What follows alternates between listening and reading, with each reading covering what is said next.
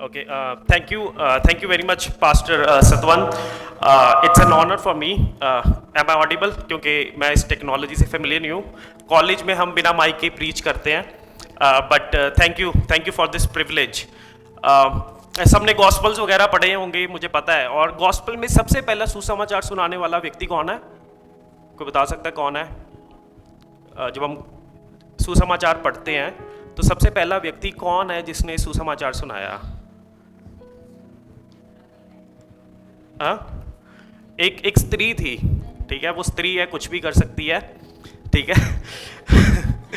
तो वो स्त्री की गवाही जो थी वो वैलिड नहीं थी. ऐसा माना जाता है कि उस क्या कहते हैं, समाज में एक स्त्री को बिल्कुल मान्यता नहीं दी जाती थी कि उसको एक्सेप्ट की जाए जो वो कह रही है. लेकिन फिर भी जो सुसमाचार लिखने वाले थे उन्होंने इस चीज़ को एक्सेप्ट किया और कहा कि नहीं, एक औरत ने इस बात को गवाही दी है कि हाँ वो जी उठा है, वह मुर्दों में नहीं रहा. और किसी ना किसी वे में उस चीज़ को डॉक्यूमेंट तो करना ही था. छोड़ ही नहीं सकते थे सुसमाचारक कि हम इस चीज़ के बारे में क्यों ना बताएं. मैं उस चीज़ को सेम अपनी लाइफ में भी देखता हूँ कि प्रभु में आने के लिए पास्टर सतवंत सिंह ने सुसमाचार सुनाया, और ऐसा मोमेंट कोई नहीं होता जहाँ पर मैं अपनी गवाही में उनका नाम ना लूँ. I can not just omit his name. So प्रभु का मैं धन्यवाद करता हूँ, प्रभु ने उनको इस्तेमाल किया. आज से लगभग 15 साल पहले उन्होंने गॉस्पल शेयर किया था हमारे साथ, हमारी फैमिली के साथ, और हमें अवसर मिला प्रभु के नाम को जानने का. नहीं तो हम भी एक नामधारी मसीही बनकर रह जाते. तो all glory to Jesus, all glory to God. और ये मेरे लिए एक सौभाग्य की बात है, आज मैं यहाँ पर आया हूँ. अक्सर अवसर नहीं मिलता आने का पठानकोट में, ज़्यादा बिजनेस ऑफ लाइफ. बट क्योंकि छुट्टियां थी कॉलेज में, तो दिवाली की छुट्टियां भी थी स्टूडेंट्स को, तो वो गए हुए थे. वैसे हमारे कॉलेज में कोई छुट्टी नहीं पड़ती. हम 15 अगस्त को भी जाते हैं कॉलेज, 26 जनवरी को भी जाते हैं और 2 अक्टूबर को भी जाते हैं. लेकिन उसके अलावा बहुत सारी छुट्टियां पड़ती हैं. तो उस छुट्टी का फ़ायदा उठाया मैंने. पास्टर जी भी चाहते थे कि मैं आऊँ तो कभी मैं कलीसिया में आकर शेयर करूँ. So thank you very much for trusting me with this pulpit. क्योंकि एक पास्टर के लिए सबसे बड़ा रिस्क ये होता है कि वो अपने पुलपिट को किसी के साथ शेयर करे, क्योंकि वचन की सेवा सबसे उत्तम है. और ये कलीसिया, मुझे पता है, मैं पूरे चंडीगढ़ में भी ये गवाही देता हूँ कि पूरे चंडीगढ़ में, पूरे पठानकोट में अगर एक ऐसी कलीसिया जिसको मैं पर्सनली जानता हूँ जो वचन में रूटेड है, वो TNCF है.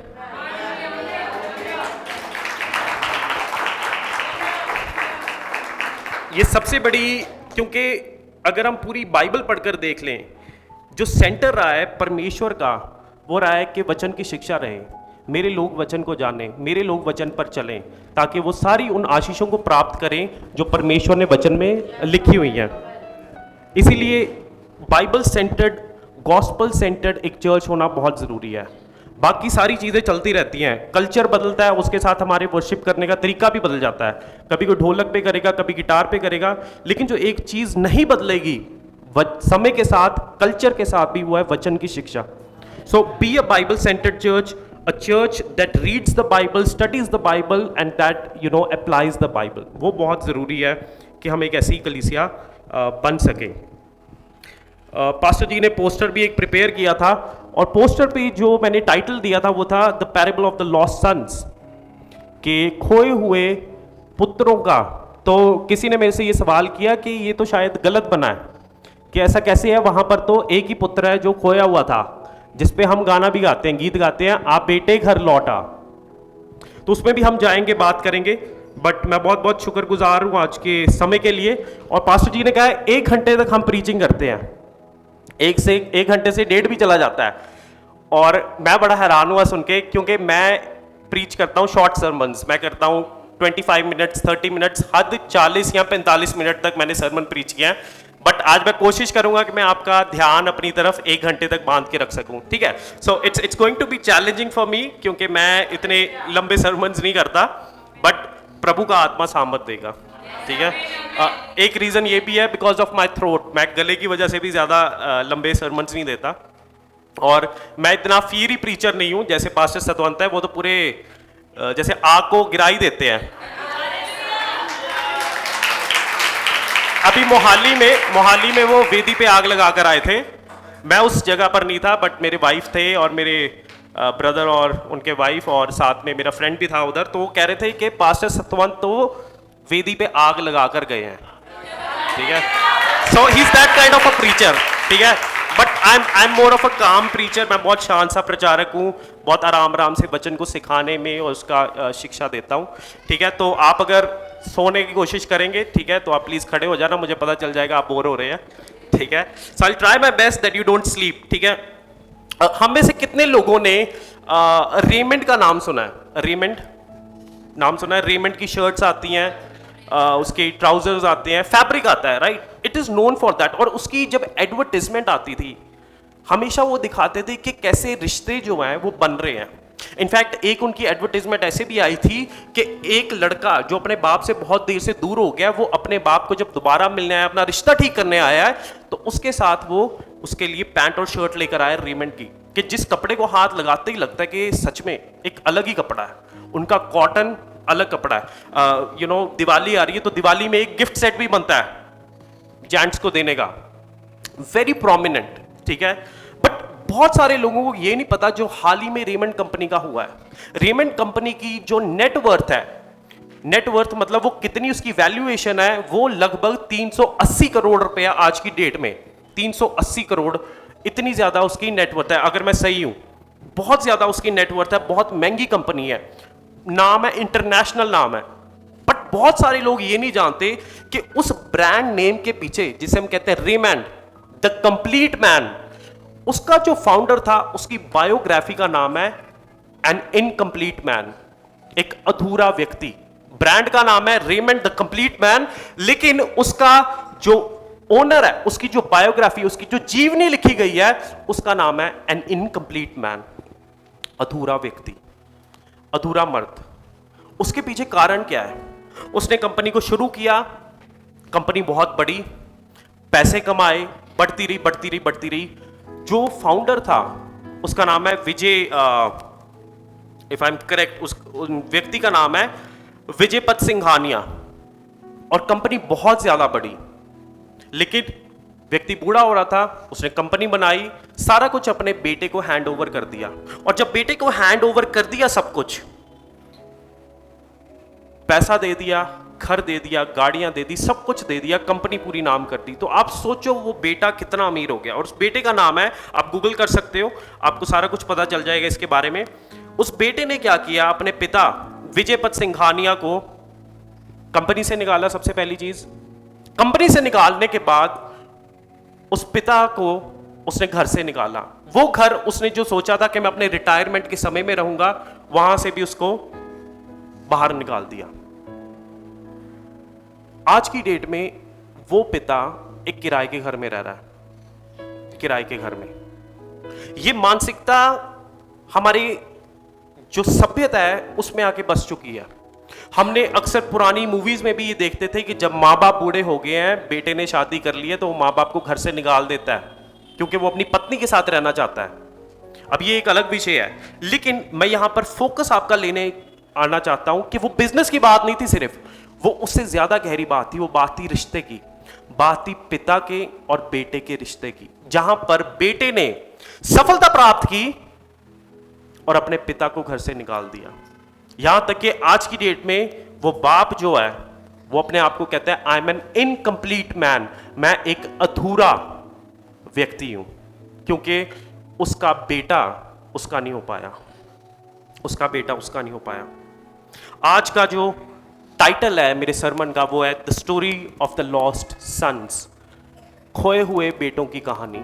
कहानियां सबको पसंद है, हम अक्सर कोई ना कोई कहानी पकड़ते हैं, खाना खाते टाइम डाइनिंग टेबल पे हमें अच्छा लगता है किसी ना किसी चीज़ के बारे में बात करना, कोई पुरानी बात हो घर की। हम वापस आए हैं, हम बेसिकली हमारा आने का पर्पज़ था क्योंकि मेरे जो ताया जी हैं उनकी डेथ हो गई थी, तो हम गए, हम घर में मिले और बैठकर जब बातें की तो पुरानी परिवार की बातें निकली, पुरानी पुरानी बातें, कहानियों को हमने सुना।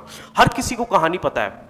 और यहाँ पर आज हम देखेंगे लूका द्वारा रचित सुसमाचार, उसका 15 अध्याय। सभी मेरे साथ निकाल लें और कोई भी हिंदी में पढ़ दे अच्छी सी आवाज में। लूका द्वारा रचित सुसमाचार, उसका 15 अध्याय, उसकी 11 आयत से हम पढ़ेंगे। पूरा का पूरा जो पैरेबल है, जो स्टोरी है, वो तो हम नहीं पढ़ेंगे, बट कुछ आयतें मैं चाहता हूं कि हम पढ़ें। पहली 2 आयतें कोई पढ़ दे, उसके बाद 11-12 पढ़ दे। फिर उसने कहा, किसी मनुष्य के 2 पुत्र थे, उनमें से छोटे नहीं, पहली 2 आयतें, 15 अध्याय की पहली 2 आयतें। सब चुंगी लेने वाले और पापी उसके पास आया करते थे ताकि उसकी सुने। पर फरीसी और शास्त्री कुड़कुड़ाकर कहने लगे, या तो पापियों से मिलता है और उनके साथ खाता भी है। बस ठीक है, थैंक यू वेरी मच।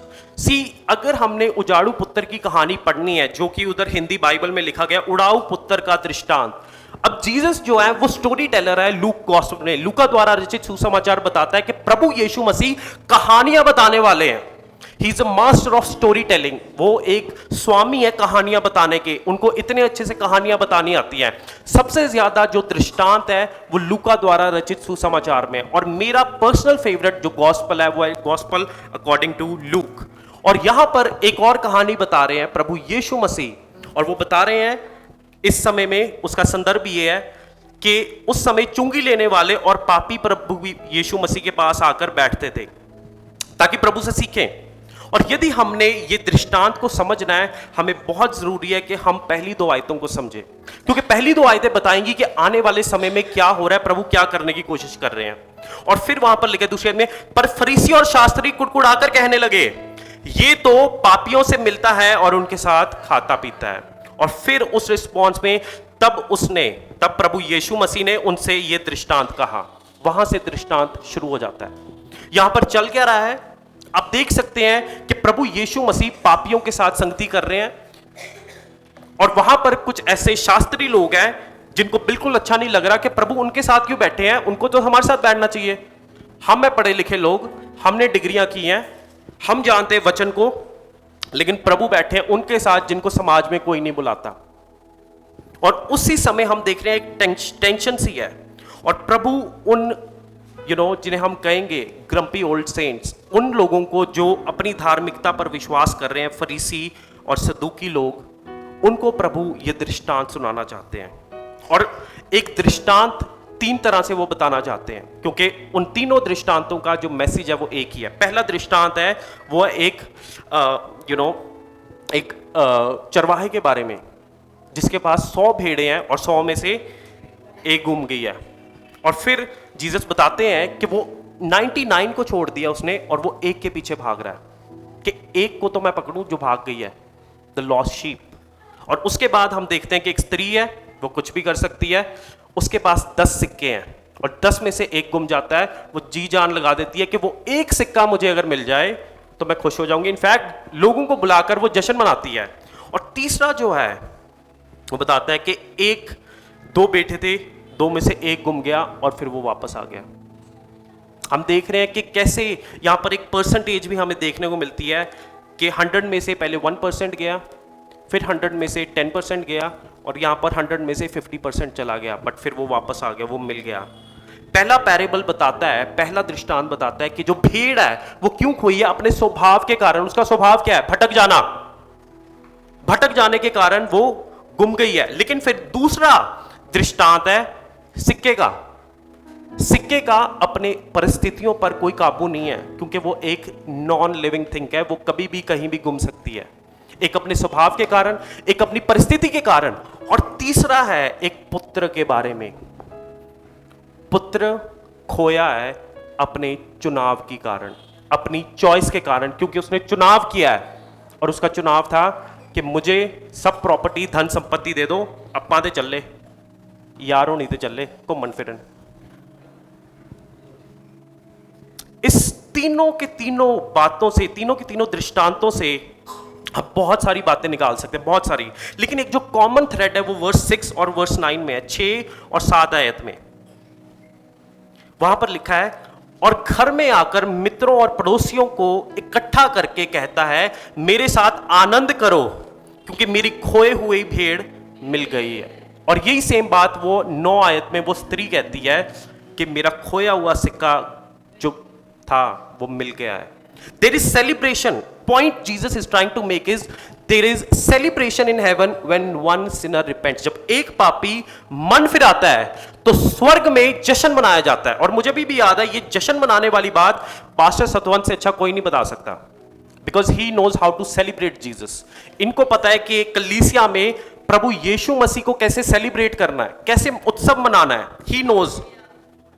सो ज्यादा समय ना लेते हुए हम इस दृष्टांत में चलेंगे, जो कि तीसरा दृष्टांत। आप सबने ये बहुत बारी पढ़ा होगा, वेरी फेमिलियर स्टोरी। हम अक्सर बचपन में संडे स्कूल में भी ये सिखाते थे, सुनते थे, सबको पता है इसके बारे में। But today you will see that both the sons are lost. दोनों के दोनों बेटे जो हैं वो खोए हुए हैं। जल्दी से कोई पढ़ते, 11 और 12 आए, 2 आए थे। फिर उसने कहा, किसी मनुष्य के 2 पुत्र थे। उनमें से छोटे ने पिता से कहा, हे पिता, संपत्ति में से जो भाग मेरा हो वह मुझे दे दिया जाए। या उसने उनको अपनी संपत्ति बांट दी। ठीक है, थैंक यू वेरी मच। सी, हमें समझने की जरूरत है कि उस समय में बैंक्स नहीं होते थे। लोगों की जो धन संपत्ति थी वो क्या थी? भेड़ बकरियां, जमीन। और यदि वो अपने बेटे को उसका शेयर प्रॉपर्टी का देना चाहता है, उसको मार्केट में जाना पड़ेगा, उसको लोगों से बात करनी पड़ेगी, उसे कहना पड़ेगा कि मैं ना अपना ये सब बेचना चाहता हूं, आप इसकी बजाय मुझे उतना धन दे देना। वो मार्केट प्लेस में गया, सब लोगों को पता चल रहा है कि यार एकदम से इसको क्या हो गया, ये क्यों बेचना चाहता है। लोगों के मन में उसी समय शक आ गया कि इनके घर में कोई बात हुई है, कुछ तो हुआ इनके घर में, नहीं तो ऐसे ही कोई बुजुर्ग व्यक्ति मार्केट प्लेस में नहीं जाता और कहता है जाकर ये मुझे बेचना है। उसी समय लोगों को समझ में आ गया कि यार कुछ तो हुआ इनके घर में। और किसी बेटे को शेयर देना बहुत शर्म की बात थी, ठीक है। क्यों? उसके लिए वो जा रहा है, वो जाकर बेच रहा है, और लोगों को उसी टाइम पे पता चल गया है कि यार ये व्यक्ति के बेटे ने इससे धन संपत्ति मांगी है। कुछ तो हुआ इनके घर में, या तो बड़ा बेटा है या छोटा बेटा है। और ये एक पिता के लिए उस समाज में बड़ी शर्मनाक बात थी, बहुत शर्मनाक बात थी उस समाज में कि एक बेटे ने इस तरह की बात मांगी है अपने पिता से कि मुझे मेरा हिस्सा दे दो, मुझे मेरी प्रॉपर्टी दे दो, मैं तो जा रहा हूं, असी चले हैं Bulleh लुटन। That's the kind of story। वो समाज बिल्कुल हमारी तरह था कि अगर किसी परिवार में, किसी घर में कोई छोटी सी बात हुई है, वो फैल जाती थी आग की तरह। और वो पिता जब जाकर कह रहा है कि मेरी भेड़ें इतनी ले लो, मेरी जमीन इतनी ले लो और मुझे इतने पैसे दे दो, तो वो बात उस समाज में आग की तरह फैल गई है। हर किसी को पता चल गया। और पिता के लिए इतनी शर्मनाक बात है, इतनी शर्मनाक बात है कि जैसे वो मर ही गया है। क्योंकि उस समय में छोटे बेटे को या बड़े बेटे को तब तक विरासत नहीं मिलती थी जब तक बाप जिंदा है। बाप के मरने के बाद ही क्या होता था, विरासत मिलती थी घर में। और अगर पिता एक अच्छी हष्ट पुष्ट है, अच्छे हालात हैं उसके, वो कभी भी नहीं जाता था समाज में किसी से धन संपत्ति को मांगने के लिए कि ये इसके बदले ये दे दो। वो कल्चर ऐसा था जहां पर प्रॉपर्टी तभी मिलती थी जब पिता मर चुका है। हमारे इंडियन कल्चर में भी ये सेम चीज है, विल लिखी जाती है कि जब तक मैं मरना जाऊं तब तक किसी को ये प्रॉपर्टी नहीं मिलनी चाहिए। और फिर उसमें लिख दिया जाता है कि मेरे मरने के बाद इतना धन, इतनी संपत्ति इस व्यक्ति के पास जाएगी, उस व्यक्ति के पास जाएगी।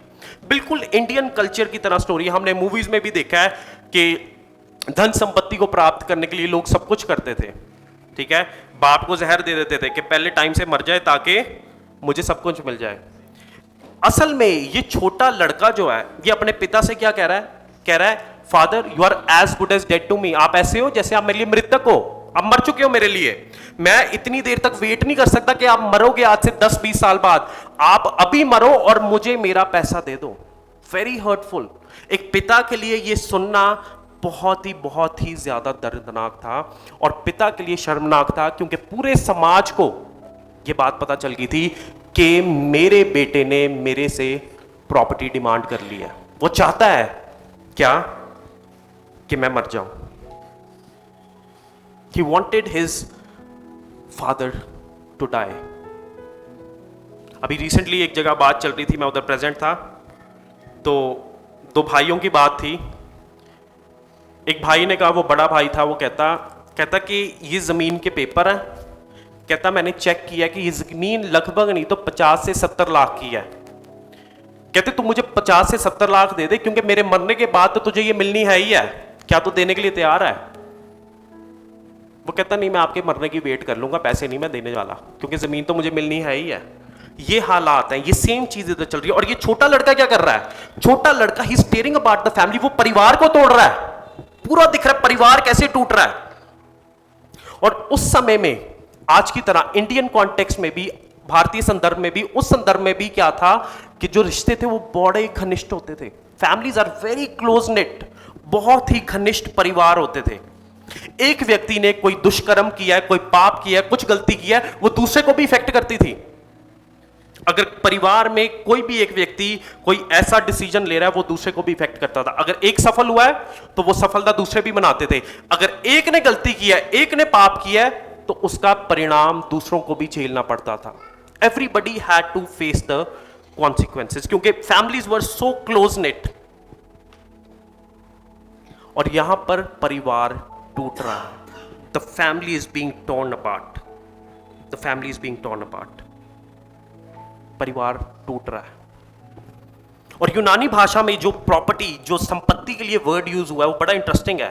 वहां पर है 12 आयत में, पिता से कहा कि हे पिता, संपत्ति में से जो भाग है मेरा वो मुझे दे दो। और फिर उसने लिखा, उसने उनको उनकी संपत्ति बांट दी।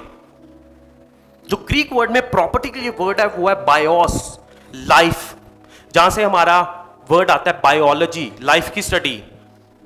इन एसेंस जब पिता अपनी प्रॉपर्टी को बांट रहा है, what is he trying to do? वो पिता कर क्या रहा है? What is the father doing? He is essentially tearing apart his life. वो अपने जीवन को ही तोड़ रहा है ताकि वो अपने बच्चों को उनकी धन संपत्ति दे दे। That's what he is doing. इसी तरह से कि वो अपना जीवन दे रहा है अपने बच्चों को, दैट्स व्हाट इट मीन्स, कि वो अपने छोटे लड़के को उसकी धन संपत्ति दे दे। क्योंकि एक बाप ने कभी एक्सपेक्ट नहीं किया था अपने बेटे से कि मेरा बेटा मेरे से धन संपत्ति मांगेगा। और धन संपत्ति उसमें लोगों की जीवनी थी। It was the very life of people, and that's what is happening. यहां पर वही हो रहा है कि वो व्यक्ति, वो पिता अपना जीवन को तोड़ रहा है। He is just tearing apart his life ताकि वो अपने बेटों को अपनी धन संपत्ति दे दे। Very sad reality. हमारे कल्चर की भी रियलिटी यही है। हमने अपनी फैमिलीज में भी यही देखा है कि बहुत जल्दी जैसे ही पेरेंट्स 60 टच करते हैं, चिल्ड्रन कम, वो जल्दी से आते हैं बच्चे। स्पेशली मैंने लड़कों के केस में, मर्दों के केस में देखा है कि हुन मेरा हिस्सा मैनू दे दो, असी वख हो जाइए। Very true to our context, हमारे संदर्भ के लिए बिल्कुल सही है। But let's stop right here.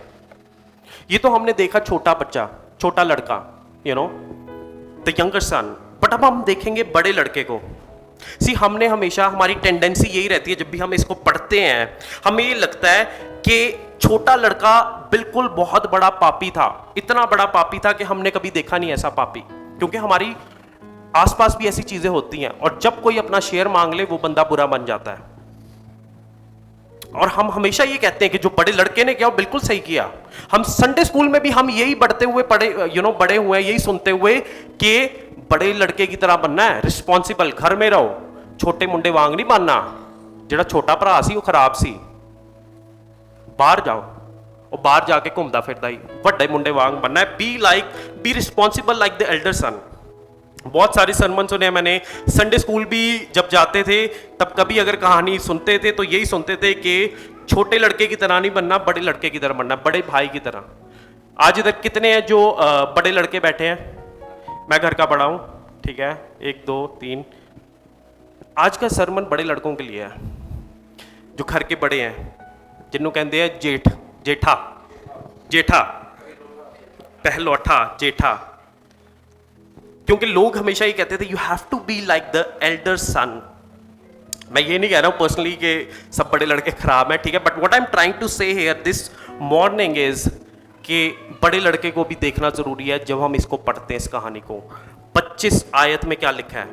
कोई पढ़ दे मेरे लिए। परंतु उसका जेठा पुत्र खेत में था।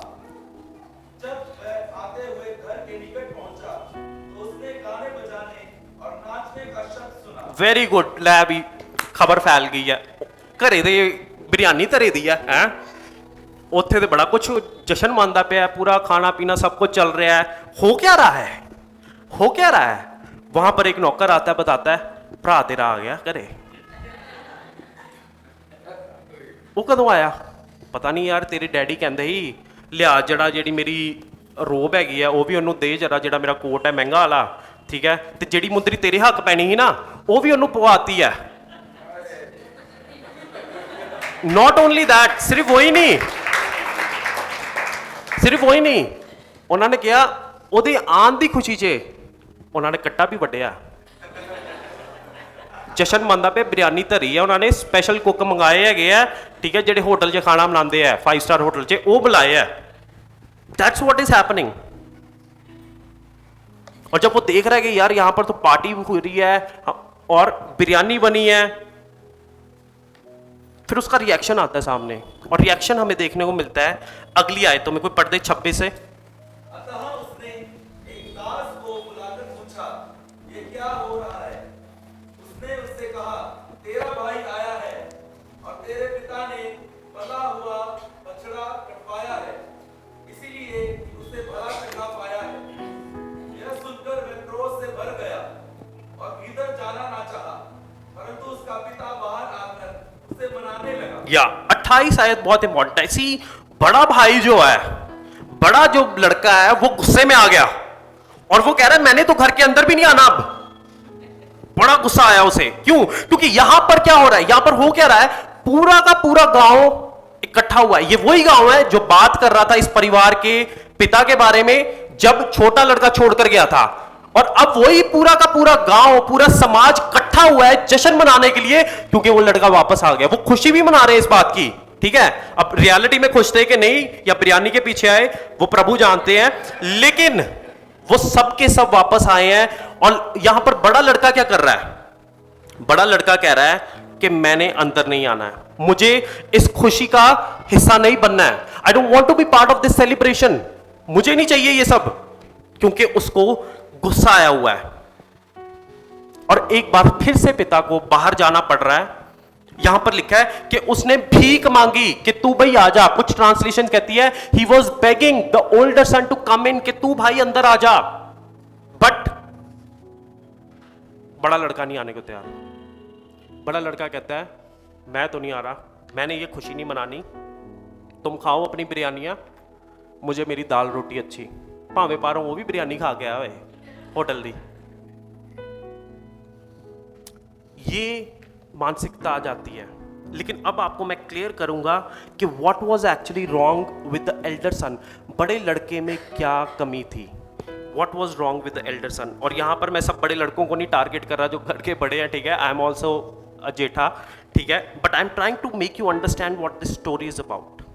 क्योंकि आपने बहुत बारी पढ़ी होगी, but here is the catch, ठीक है। कोई वर्स 29 पढ़ दे, 29 आयत। उसने पिता को उत्तर दिया, देख मैं इतने वर्ष से तेरी सेवा कर रहा हूं और कभी भी तेरी आज्ञा नहीं टाली। ठीक है। और 29 आयत पढ़ के यार बड़ा अच्छा लगता है, पूरी नहीं पढ़ी आपने, आज्ञा नहीं टाली तो भी तूने मुझे कभी एक बकरी का बच्चा भी ना दिया कि मैं अपने मित्रों के साथ आनंद करूं। ये पढ़ के ऐसा लगता है कि यार जो बड़ा लड़का कह रहा है बिल्कुल सही है। वो तो घर ही सी ना, छट के ते हो गया ना, माड़ा ते ही सीगा ना, ਹੁਣ ਉਹ ਆ ਗਿਆ ਤੇ ਉਹਨੂੰ ਇੱਕਦਮ ਅਪਣਾ ਕੇ ਤੁਸੀਂ ਜਸ਼ਨ ਮਨਾਉਂਦੇ ਪਏ ਹੋ। ਮੈਨੂੰ ਤੇ ਤੁਸੀਂ ਕਦੀ ਇੱਕ ਛੋਟਾ ਜਿਹਾ ਬੱਕਰੀ ਦਾ ਬੱਚਾ ਵੀ ਨਹੀਂ ਦਿੱਤਾ ਕਿ ਮੈਂ ਜਾ ਕੇ ਆਪਣੇ ਯਾਰਾਂ ਨਾਲ ਥੋੜੀ खा पी ला, मस्ती कर ला, नच गा ला। हमें ऐसा लगता है बिल्कुल सही चीज है यार, उसको डिजर्व करता था, उसको भी छुट्टी मिलनी चाहिए थी। उसे छुट्टी मिलती, जाता, घूमता, एंजॉयमेंट करता, सब सही लग रहा था। लेकिन उसका जो एटीट्यूड है, उसका जो वर्ताव है, जो उसका हम एटीट्यूड नहीं कहेंगे, हम ये कहेंगे कि जो जिस तरह से वो अपने पिता को अप्रोच कर रहा है वो किसकी तरह है? वो एक दास की तरह है। It's like a slave, it's like a slave.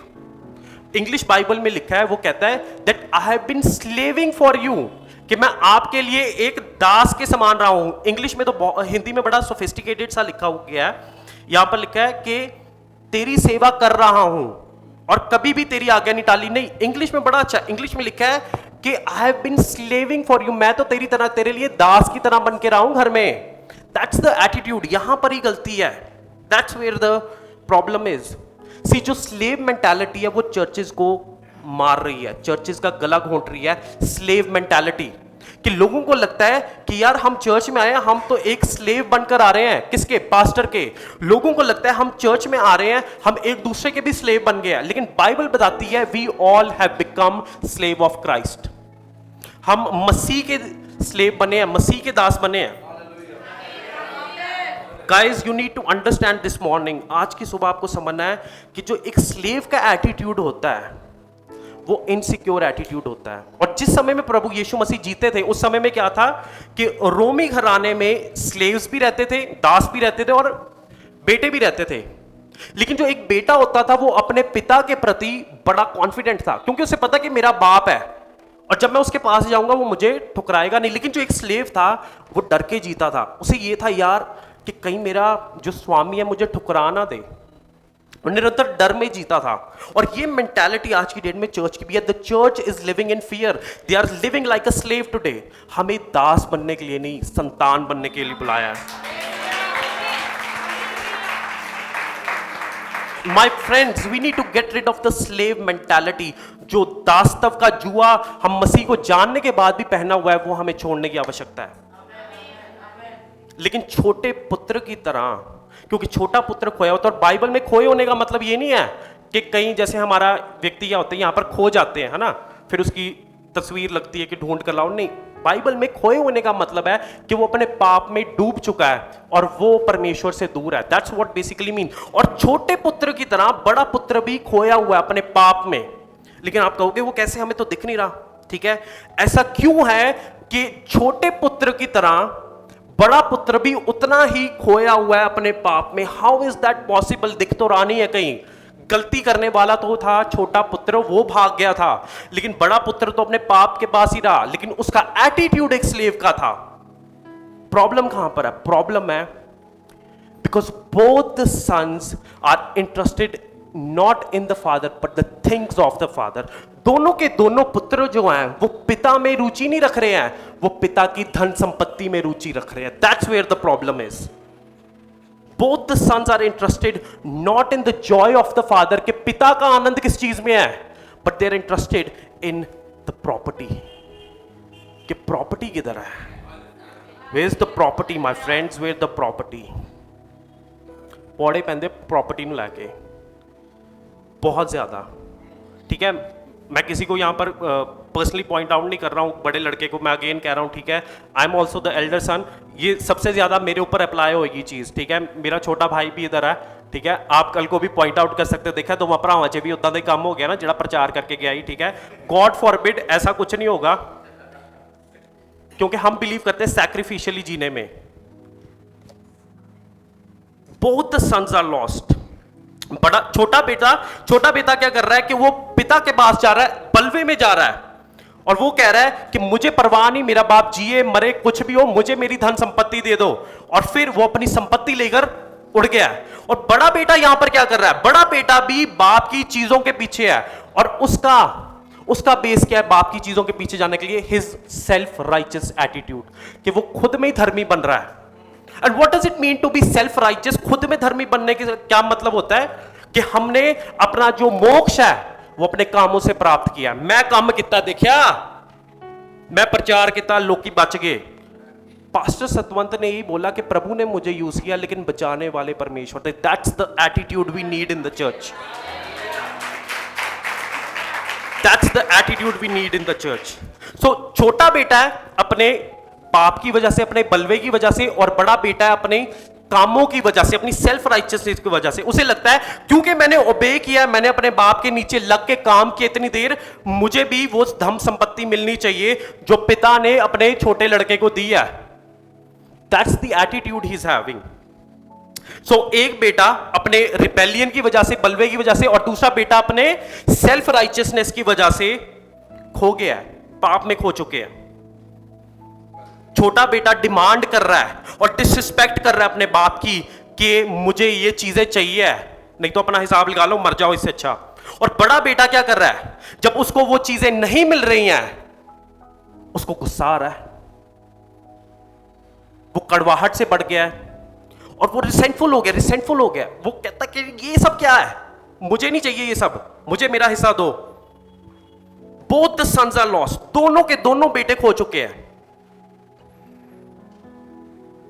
क्योंकि दोनों के दोनों बेटे अपने बाप को ये बताना चाहते हैं what is best for their lives. वो अपने बाप से नहीं जानना चाहते कि मेरे लिए सही चीज़ क्या है। They are telling the father that this is best for me, let me do it. ये चीज़ मेरे लिए अच्छी है, मुझे ये करने दो। This is what is best for me. So one son through his rebellion and the other son through his self-righteousness. Both are lost. दोनों के दोनों lost हैं। तभी मैंने इस sermon का नाम दिया था, टाइटल दिया था The Story of the Lost Sons। दोनों के दोनों बेटे ही क्या हैं? खोए हुए हैं अपने पाप में। लेकिन हम गाना एक के लिए गाते हैं, दुनिया की भीड़ में क्यों खो रहा, आ बेटे घर लौटा। हमें गाना गाने की ज़रूरत है कि अपने सुख विलास में भी क्यों खो रहा, अपनी सेल्फ राइचियसनेस में भी क्यों जी रहा, आप बेटे घर लौटा। पिता को प्यार करो, उनकी धन संपत्ति के पीछे ना जाओ। और पूरी की पूरी दुनिया आज की डेट में इन दो तरह से काम करती है। there is a sect of the world, there is a group of people in the world। दुनिया में, संसार में कुछ ऐसे लोग हैं जो अपनी रिबेलियन की वजह से परमेश्वर से दूर हैं, और दुनिया में कुछ एक ग्रुप ऐसे लोगों का है जो अपनी सेल्फ राइचियसनेस की वजह से परमेश्वर से दूर है। जो रिबेलियन वाले हैं उनको लगता है कि हम कुछ भी कर लें, पाप वाला जीवन जी लें, अपनी सुख विलास का जीवन जी लें, अपने शारीरिक अभिलाषाओं को पूरा कर लें, पूरे सुख विलास में डूब जाएं, तो हमारे पर कोई विपत्ति नहीं आएगी, हमें कुछ फील नहीं होगा, हमें किसी के प्रति जवाबदेही नहीं है। ये वो है जो रिबेलियन में जी रहा है ग्रुप। कुछ भी करो, कोई फर्क नहीं पैंदा, फिक्र ना फाके, जिदे मर्जी नाल जाके सो जाओ, जिदे नाल कुछ भी खाओ पियो, नशा करो, ऐश करो मित्रों। ये वो ग्रुप है। और फिर रियलिटी क्या है? रियलिटी में ये वाला जो ग्रुप है रिबेलियन लोगों का, बलवा करने वाले लोगों का, ये अंदर से एकदम खाली बैठा है। They are empty from within and they have this longing, you know, उनके अंदर एक यू नो एक चाहत है कि मैं अपने पिता के घर में जाऊं, that I want to go back to my home, I want to go back to my father, I want to go back to my family.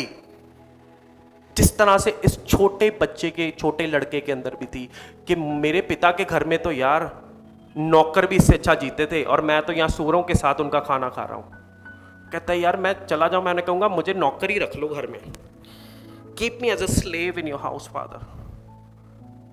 लेकिन उसको नहीं पता था कि पिता का हृदय कैसा है। तो ये जो रिबेलियन ग्रुप है ये सोचता है कि कुछ भी करो, खाओ पियो, ऐश करो, पाप करो, किसी के साथ भी सो, नशा करो, दारू पियो, लड़ाइयां करो, हम कल को किसी को जवाबदेही नहीं है। बिकॉज उनको लगता है कि मैं तो अपने खुद का ही खुदा हूं, I am God of my own life. But दूसरा ग्रुप जो है वो है सेल्फ राइचियस लोगों का, जो खुद में धर्मी है, जो सोचते हैं कि you know I am also God of my own life. और ये वो लोग हैं जो धर्म के ठेकेदार हैं। सेल्फ राइचियस पीपल हैं धर्म के ठेकेदार लोग, और उनको लगता है कि कुछ सही चीजें करने में, जीवन को मॉरली राइट जीने से, जिसे हम कहते हैं नैतिक रूप से सही जीवन जीने से, हो सकता है कि मैं परमेश्वर का फेवर प्राप्त कर लूंगा। I am going to earn God's favour by being obedient, कि मैं सही जीवन जीऊंगा, मैं पाप से दूर रहूंगा, मैं उन लोगों की तरह नहीं दिखूंगा। और इस तरह से उसको लगता है, इन लोगों को लगता है, सेल्फ राइचियस लोगों को, कि परमेश्वर अपना अनुग्रह मेरे पर करेंगे क्योंकि मैं अच्छा काम करता हूं। Work based salvation. और इन लोगों के लिए यू नो ऐसा लगता है, इन लोगों को जो ये धर्म के ठेकेदार है, सेल्फ राइचियस पीपल, इनको लगता है क्योंकि दूसरे लोग मेरी तरह जीवन नहीं जी रहे हैं इसलिए वो नरक जा रहे हैं। क्योंकि इनकी जो सैल्वेशन होती है सेल्फ राइचियस लोगों की, वो होती है परफॉर्मेंस बेस्ड, वर्क बेस्ड, काम करो और स्वर्ग जाओ। ये सेल्फ राइचियस लोग हैं कि काम करके, इनको लगता है परमेश्वर का अनुग्रह मेरे पर तभी आना है जब मैं अच्छे काम करूंगा। इनका सही रहने का, सही जीवन जीने का जो स्टैंडर्ड है, स्तर है, वो उनका अपना धर्म है। और उस धर्म का जब वो मानते हैं कि हाँ मैं अच्छे काम करूंगा, मैं अच्छे काम करूंगा, अच्छे काम करूंगा, तभी मैं स्वर्ग जा पाऊंगा।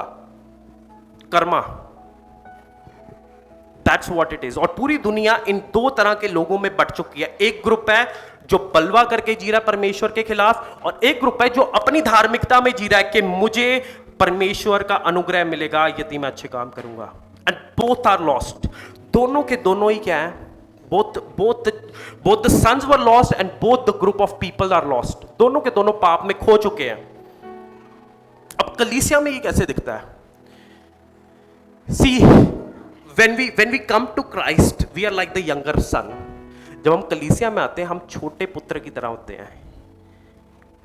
हम अपना पाप कन्फेस करते हैं, हमें रियलाइज होता है कि हमारी लाइफ मेस्ड अप है, वी आर टोटली ड्राउन्ड इन सिन, हम पाप में डूब चुके हैं और हमें जीसस चाहिए और जीसस मिलते हैं, राइट? जब हम कलीसिया में नए नए आना शुरू होते हैं, प्रभु को जीवन देते हैं, हम छोटे पुत्र की तरह, छोटे भाई की तरह। बट कुछ समय के बाद हम बड़े पुत्र की तरह बन जाते हैं। We become like the elder son. We start living the life like the elder son. हम बड़े बेटे की तरह जीवन जीना शुरू कर देते हैं। और जो ये elder son टेंडेंसी है ना, वो है सेल्फ राइचियसनेस की, खुद में धर्मी बनना। यारों नहीं देता है ये, ठीक है, कर लो जो करना है। यारों नहीं थे, काम ही सारे चंगे करते हैं। पौलुस की तरह बन जाते, कहते हैं व्यवस्था में से एक भी आयत नहीं चुकी। That's the attitude. So ये जो elder son attitude है वो हमारे में कुछ सालों के बाद अपने आप आ जाता है। जब शुरू करते हैं छोटे बेटे की तरह, पाप हो गया है, प्रभु माफ करो, नया जीवन दो, hallelujah, praise the Lord, worship हो रही है, तालियां मार रहे हैं, जंप कर रहे हैं, सब कुछ हो रहा है। बट कुछ सालों के बाद हम बड़े बेटे की तरह बन जाते हैं। We become like the elder son, self righteous, कि मैंने किया, मेरा टैलेंट है, I am so gifted, I have become like this. That's the attitude that becomes. जो छोटा लड़का था या छोटा भाई कह लो उसे, एक अच्छी बात पता क्या थी उसकी? उसको पता था कि मैं खोया हुआ हूं। He knew that I'm spiritually lost. इसीलिए बाइबल में लिखा है he comes to his senses. वो अपनी सेंसेस में आता है, वहां पर लिटरली लिखा है he repents. लेकिन बड़े लड़के को बिल्कुल भी ये पता नहीं होता कि मैं भी खोया हूं। He has no clue that he is lost. उसे नहीं पता कि मैं भी पाप में खोया हूं। और यहां पर हमारे सब के लिए एक चेतावनी है। There is a warning for us in here. और वो वार्निंग क्या है? That we need to realize our lostness. हमें रियलाइज करना है कि हम भी खोए हुए हैं। हमें बड़े लड़के की तरह नहीं बनना है जो कहता है नहीं मेरे नाल तो सब चंगा है, जैसे मोदी जी कहते सब चंगा सी। हमारे पास भी वो टेम्पटेशन आ सकती है ये बिलीव करने के लिए कि सब ठीक है, एवरीथिंग इज फाइन, सब चंगा है, बड़े लड़के की तरह बनने की। और जब हमारा एटीट्यूड बड़े लड़के की तरह होगा और फिर हम ये फील करते हैं that I am entitled two things. Entitlement क्या होती है? कि मुझे भी चीजें मिले क्योंकि मैं ये सब करता हूं, मुझे भी दें। हमारा जो रिश्ता है परमेश्वर के साथ वो ट्रांजैक्शनल बन जाता है। ट्रांजैक्शनल मतलब कि परमेश्वर आपके लिए मैंने ये काम किया है, अब आप भी मुझे दो ना, दो ना, दो ना। मांगने का एटीट्यूड आ जाता है परमेश्वर से, कुछ गलत नहीं है, लेकिन वो एटीट्यूड किस आधार पे आ रहा है कि मैंने भी तो परमेश्वर के लिए सब किया है, अब परमेश्वर भी मेरे लिए ये सब करे। और फिर वो कहते हैं गॉड ओज मी, कि परमेश्वर मेरे क्या है, उधारी है, उन्होंने देना मैनू, उन्होंने लिए मैं इन्ना कुछ किया है, रब देगा मैनू, देखी उन्होंने लिए मैं इन्ने इन्ने काम किए, वधिया वधिया काम। क्योंकि वो कहते हैं God has to bless me because I obey. परमेश्वर को मुझे आशीष देनी ही पड़ेगी क्योंकि मैंने परमेश्वर की आज्ञा मानी है। ये एक ट्रांजैक्शनल रिलेशनशिप है। ट्रांजैक्शनल रिलेशनशिप्स क्या होते हैं? जहां पर आ तू मेरी पीठ कुरकुरा, मैं तेरी पीठ को खारिज करूंगा, scratching each others back. But the type of relationship God wants us from is a transformational relationship. परमेश्वर कहते हैं तुम मेरे पास आओ और फिर देखो मैं तुम्हारे जीवन में क्या परिवर्तन लेकर आता हूं। He doesn't want a transactional relationship. और यही बड़ा लड़का यही कह रहा है, जेठा लड़का यही कह रहा है कि क्योंकि मैंने आपके लिए एक दास का काम किया है, मुझे तो एक छोटी सी बकरी दे देते, मैं भी जाके जश्न मनाता। सो जब हम इस तरह के होते हैं, क्योंकि मैंने ये सब काम किए हैं, परमेश्वर को हम ये कहते हैं मुझे भी ब्लेसिंग मिलनी चाहिए, इससे क्या होता है? There comes a feeling of superiority. दूसरों से बेहतर लगने की एक सुपीरियोरिटी कॉम्प्लेक्स आ जाता है कि मैं दूसरों से बेटर हूँ, I am better than others, मैं दूसरों से बहुत अच्छा हूं, दूसरे मेरी तरह नहीं है। हो सकता है कि हम आज की डेट में बलवे में ना जी रहे हो, we may not be living in rebellion, we may not be living in sin, but फिर भी हो सकता है कि हम एक सेल्फ राइचियस लाइफस्टाइल में जी रहे हो, खुद में ही हम धर्मी हैं अपने कामों की वजह से। और हम दूसरों को तुच्छ जान रहे हैं, हमें लग रहा है कि नहीं वो व्यक्ति मेरी तरह लाइफ नहीं जीता, वो बेकार है, वो इंसान बिल्कुल सही नहीं है, क्योंकि हमारे अंदर सुपीरियोरिटी कॉम्प्लेक्स आ गया, I am better than others. और यही बड़े भाई में था, यही बड़े भाई में था कि मैं अपने छोटे भाई से अच्छा था। मैंने तो अपने बाप को भी नहीं छोड़ा था, बट फिर भी मेरे बाप ने वापस आकर मेरी मुंदरी उसे दे दी। और जो कोट मेरा था वो भी उसे पकड़ा दिया, क्योंकि इवेंचुअली जो बाप का था वो अब किसे मिलना था, बड़े लड़के को ही मिलना था। लेकिन फिर भी वो कह रहा है, ये पुरानी कचहरी देखी है किसी ने, पुरानी कचहरी, छोटी कचहरी। मुझे अभी भी याद है अपना बचपन, हम कभी कभार उधर जाते थे और उस कचहरी में जब हम देखते थे तो कुछ लोग आते थे, पुलिस होती थी उनके साथ, और उन लोगों को मैं देखता था संगलियों में, हैंडकफ्ड, पैरों में भी संगलियां लगी है, और उनको ऐसे पकड़ के पुलिस लेकर जा रही होती थी, वो ऐसे ही चल रहे होते थे। कभी देखे आपने वो लोग? उनको देखकर अगर हमारे अंदर फीलिंग ये आती थी कि वो इंसान कितना बुरा है, कितना गंदा उसने पाप किया होगा, रेप किया होगा, मर्डर किया होगा, चोरी डकैती की होगी, और हमें लगता था चंगा होया मैं, उधर वर्गा नहीं है। That's self righteous attitude. ये वो एटीट्यूड है जहां पर हम सब धर्मी बन जाते हैं, सब युक्त बन जाते हैं कि यार मैं दूसरों से बेटर हूं। ऑलवेज सी अ क्रिमिनल, और जब आप किसी क्रिमिनल को देखोगे हैंडकफ्ड, तब आपके अंदर क्या फीलिंग आती है वो आपको बताएगी कि आप सेल्फ राइचियस हो कि नहीं। हमारे लिए वार्निंग यही है। बड़े लड़के को बिल्कुल नहीं पता था कि मैं भी खो चुका हूं, छोटे लड़के को पता था, वो वापस आ गया। बट देन बड़ा शॉकिंग लगता है कि यार दोनों के दोनों लड़के निकम्मे निकले, ये तो हैं, कोई भी चज्जदा नहीं निकला। It's very shocking, it's very shocking, right, it's very shocking. But you know what is more surprising, इससे भी ज्यादा सरप्राइजिंग क्या है, जो पिता करता है। इट्स मोर सरप्राइजिंग टू सी, ज्यादा आश्चर्यचकित करने वाली बात अब जो है वो है पिता की, वो है जो पिता करने जा रहा है। और पिता क्या कर रहा है, दोनों लड़कों की बारी, पिता ही है जो बाहर जा रहा है। कोई भी देखे मेरे साथ एक बारी 20 और 28 आयत, जस्ट देखना, आप अपनी बाइबल में देखना।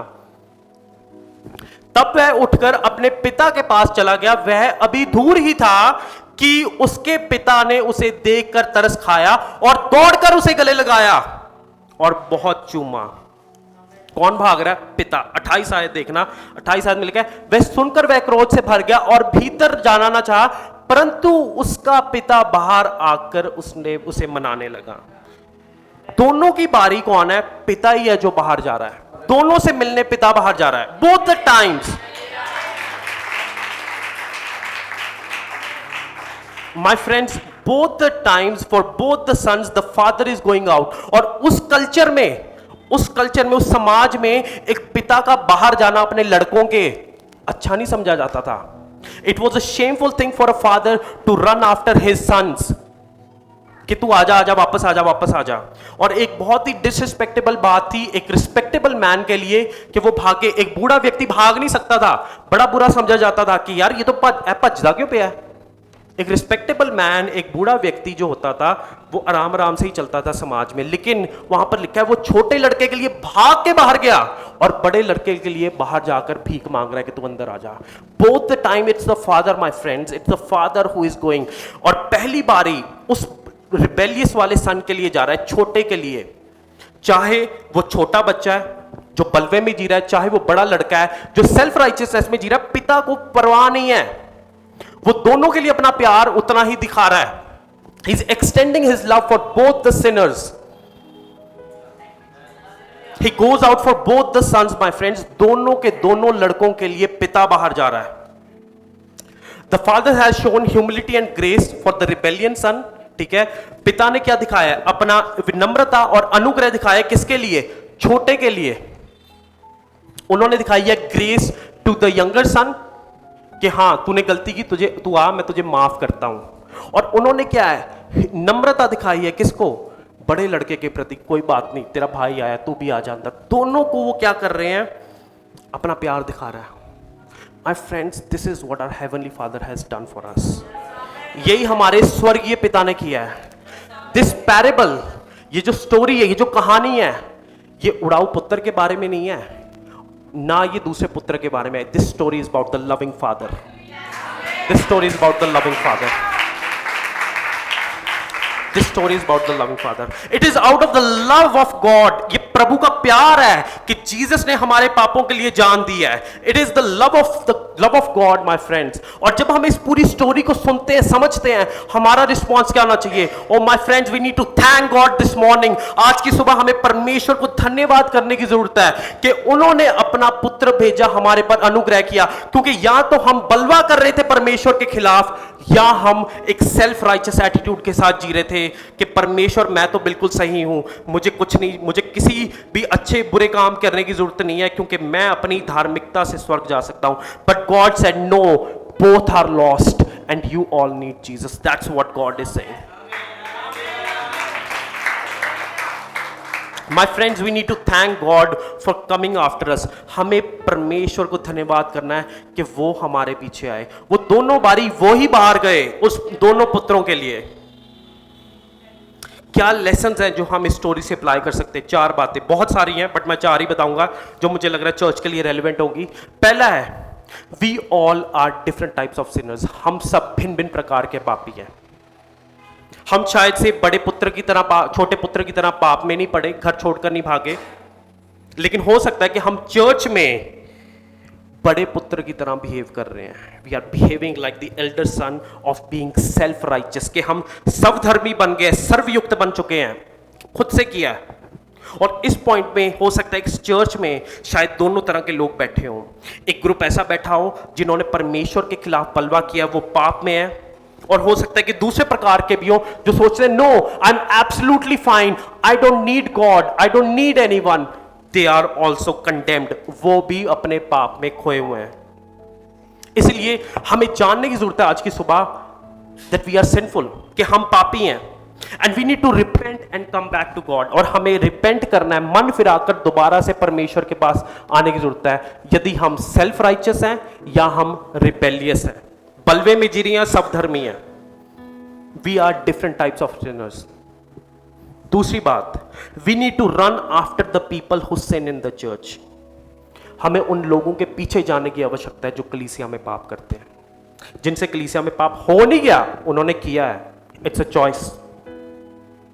अगर बड़ा लड़का सचमुच में बड़ा लड़का होता या बड़ा भाई होता, वो अपने छोटे भाई के पीछे जाता, उसे समझाता, कहता भरा छड़ की हो गया, तेनों की काली पई है, सब कुछ लैके जान दी, तू आ घरे बहने गल करते हैं, डैडी भी इंतजार कर रहे हैं, छड़ परा है सब. बट बड़ा लड़का कभी भी छोटे लड़के के पीछे नहीं जाता है, उसकी मदद करने के लिए नहीं जाता है.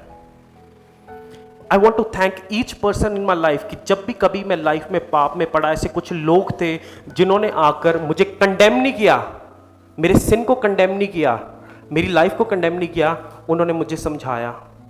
We need such people in the church. We need such people who know about our sin and who come to help us instead of condemning us. जो आए हमारे पीछे जब उन्हें हमारे पाप का पता चले, इसलिए नहीं ताकि वो हमें दंड दें, लेकिन इसलिए ताकि वो हमारी मदद कर सके, हमें उठा सके दोबारा से मसीह में. But even if nobody comes my friends, we all have an elder brother and his name is Jesus Christ. He comes after us. He comes after us every time we are in sin. He would never give up. वो प्रभु यीशु मसीह उस जेठे पुत्र के समान नहीं है जो ये कह रहा था अंदर ही अंदर, चंगा होया भरा मेरा चल गया, जड़ी बची कुछ चीज है, वो सारा कुछ मेरा ही है. Jesus comes after us, my friends. We need to run after those people who sin in the church. जो कलीसिया में लोग पाप में, उनके पीछे जाने की जरूरत है और उनको वापस लेकर आने की आवश्यकता है. पहली बात, हम सब भिन्न भिन्न प्रकार के पापी हैं और हमें अपने पापों से मन फिराना है. दूसरा, जो लोग कलीसिया में पाप करते हैं, हमें उनके पीछे जाना है और उनको वापस लेकर आना है. तीसरी चीज, we need to learn to accept people as they are even if they have run away from home.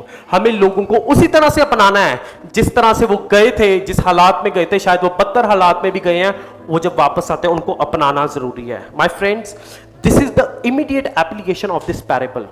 कि जब लोग घर छोड़कर भाग जाते हैं, इंडिया में ये कल्चर बहुत ज्यादा है कि लड़का बड़ा हुआ, लड़की बड़ी हुई, वो भागकर शादी कर लेते हैं और फिर परिवार वाले उनको एक्सेप्ट करने को तैयार नहीं है. But my friends, in Jesus Christ we need to learn to accept people who have left their homes. जब कभी वो वापस आए, और यहाँ से ही हमारी जो वो कहावत है, सुबह का भूला यदि शाम को वापस लौटे उसे भूला नहीं कहते, मैं कहता हूँ उसे प्रभु अपना लेते हैं. And we need to learn to accept such people. We need to learn to accept such people. पहली बात, we all are different type of sinners. हम भिन्न भिन्न प्रकार के पापी हैं. हमें उन लोगों के पीछे जाना जो कलीसिया में पाप करते हैं. हमें उन लोगों को अपनाना है जो अपने घर छोड़कर भाग गए हैं जब वो वापस आए. And final thing my friend, the most powerful one, this is going to change your life, that is we need to continue to see God as our father. हमें परमेश्वर को अपने पिता की तरह देखने की जरूरत है my friend. This is very powerful. Just listen to me. इसको सुनना जरा. ये क्यों बड़ा पावरफुल है? क्योंकि हम परमेश्वर को किस तरह से देखते हैं, हमारा दृष्टिकोण क्या परमेश्वर को देखने का, वो डिसाइड करता है कि हम किस तरह का जीवन जिएंगे. यदि हम परमेश्वर को समझते हैं कि परमेश्वर एक क्रोधी परमेश्वर है, गुस्सा करने वाला परमेश्वर है, दंड देने वाला परमेश्वर है, जज करने वाला परमेश्वर है, तो हम डर में ही जिएंगे. हमें ऐसा लगेगा यदि मैंने कोई गलती कर दी तो परमेश्वर मुझे उसी जगह भस्म कर देंगे. हमें अपना जो दृष्टिकोण है परमेश्वर के प्रति बाइबल में से लेकर आना है. बाइबल बताती है कि परमेश्वर प्रेमी है. बाइबल बताती है कि जो परमेश्वर है अनुग्रहकारी है, दया करने वाले हैं. बाइबल बताती है कि परमेश्वर पवित्र है. बाइबल बताती है परमेश्वर न्याय करने वाले हैं. हमारा जो एटीट्यूड है परमेश्वर के प्रति, दृष्टिकोण जो है गॉड के प्रति, it has to be seen as a father. हम परमेश्वर को अगर पिता करके देखते भी हैं तो हम कभी कभार किस तरह से देखते हैं, अपने दुनियावी पिता की तरह, अर्थली फादर की तरह, कि यदि मेरे से कोई गलती हुई, परमेश्वर ने क्या करना है, मुझे मेरे पापा की तरह डांट लगा के मार के चुप करके बिठा देना है. हो सकता है कि डंडा भी मारे. इसीलिए कभी कभार जब हम पाप करते हैं अपनी लाइफ में, हम डरते हैं परमेश्वर के पास दोबारा जाने से. हमें ये होता है कि कहीं मेरे दुनियावी पिता की तरह ये वाला पिता भी मुझे डांट लगाकर भगा ना दे. My friends, we fail to see God as a loving father. हम परमेश्वर को एक प्रेमी परमेश्वर की तरह देखने से चूक रहे हैं. आज की डेट में हम भूल रहे हैं कि परमेश्वर एक प्रेमी परमेश्वर है. हम भूल रहे हैं कि परमेश्वर अनुग्रहकारी परमेश्वर है. और जब भी मेरे दोस्तों हमारे से पाप होता है तो उस पाप का न्याय परमेश्वर ने अपने पुत्र का बलिदान देकर किया क्रूस पर. My friends, this morning we need to understand, हमें समझने की ज़रूरत है कि हम सचमुच में पापी थे. हम सचमुच में अभी भी पाप कर रहे हैं. अगर हम छोटे पुत्र की तरह नहीं हैं तो हो सकता है हम बड़े पुत्र की तरह हों. लेकिन उन सब से बढ़कर था पिता का प्यार, द लव ऑफ गॉड. और जो पिता का प्यार है वो सबसे महान है. My friend, it's very transforming. ये बहुत ज़्यादा ट्रांसफॉर्मिंग है जब हम समझ आते हैं कि हमें पिता का प्यार मिला है. My friends, this is satisfying. हमें फिर कोई और चीज़ नहीं चाहिए दुनिया में. हमें दुनिया का सुख विलास चीज़ें भी नहीं चाहिए. हमें प्लेजर्स नहीं चाहिए पिता.